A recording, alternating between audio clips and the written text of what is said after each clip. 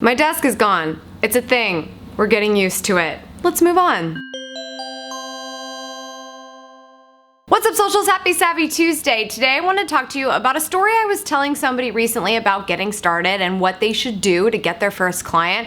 And I thought it would be a really cool story to tell you about the first ever cold email that I sent. If you're not familiar, I actually have a podcast every Friday for this channel as well. So if you want to listen to more of my marketing lifestyle advice, you should tune in on iTunes and Stitcher. But we had an episode last week where I just did all the talking. It was just me, no interview, and I talked about the history of my career and how I've gotten to this point about 5 years into working for myself. So it got me thinking, I thought it would be really fun to tell you about this story of my first cold email because it's a great example of how you might be able to find your first client. So I heard about this organization and they didn't have any social media, but they were a content creation type of business. So I thought, oh my gosh, these guys need social media and this is my opportunity to give it to them because I need an opportunity to get into the industry. So I did my research, read a bunch of the content, looked up who I needed to talk to at the organization. It was a small business owner, so I knew I had a really good opportunity to get in there, and I started to draft my first cold email. Now that I'm looking at the email 5 years later, it's kind of funny because it's like 5 paragraphs, and I probably would not recommend that for your first cold email. But there were some great takeaways in the email that obviously worked because she ended up hiring me,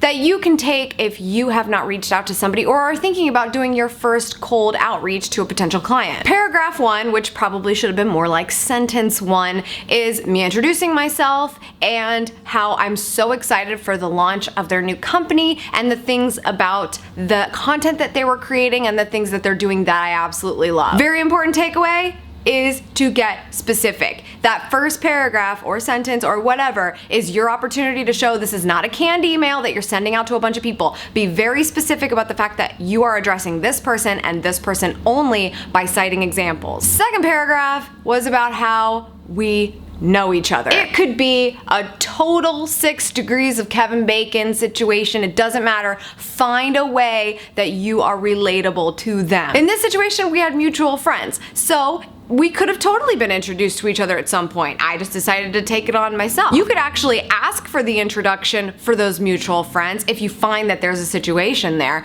But if not, just use it. Just use it as a, hey, this is how we know each other, or this is why you should give a crap about who I am. That relatable factor is really, really important, so don't forget that. Next, the reason I'm contacting you is, make sure that's the beginning of a sentence somewhere, hopefully the beginning of a paragraph if you are a paragraph writer, which I still don't recommend, but make sure that is very clear so that if they feel like skipping all the other crap, they can see what the point is. And that's where you just put it out there. Say, this is what I do, and I noticed that you're doing a good job of it, but not perfection, and I know how to make it better for you so that it will boost the return for your investment and increase your bottom line for your business. Make sure you talk about why what that is important to their bottom line.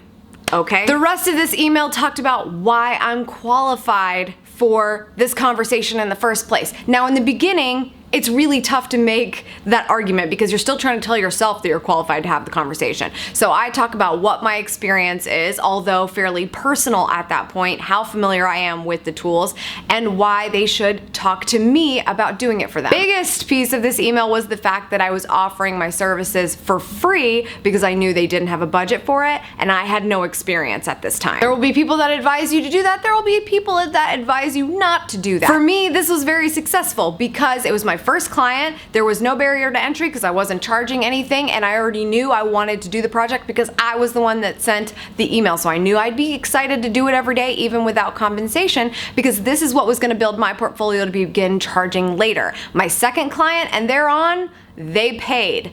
There was only one client who has not paid me other than pro bono nonprofits that I've worked with. And then lastly, I threw in my resume because everybody loves a little bit of structure and there's a little bit of proof that you are doing something with your life and that you're not just sitting around hoping to be somebody in this industry.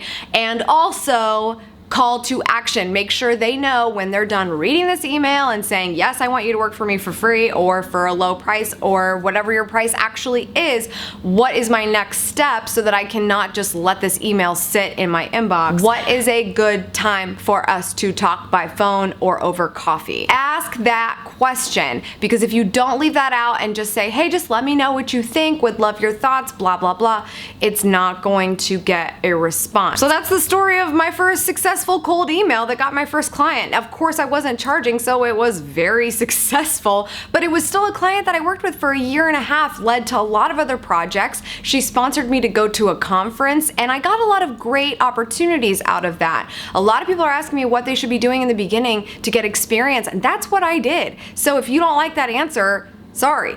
That's my experience, and it worked, and a cold email can work, so don't think that you can't do it. Just remember what those priority items are and keep your text down to a minimum. That's all for today's socials. Thank you so much for tuning in. I appreciate it as always. Make sure you don't miss a thing by signing up for my e-newsletter, Amy's Elite, so you don't miss a beat. The link's in the annotation below. There's also a link in the description if you want to check that out as well. You'll get all my videos and my podcast every week, one email a week, and a little bit of a note from me, and you can reply and let me know if you have questions. We have a lot of fun on the email, so just check it out, okay?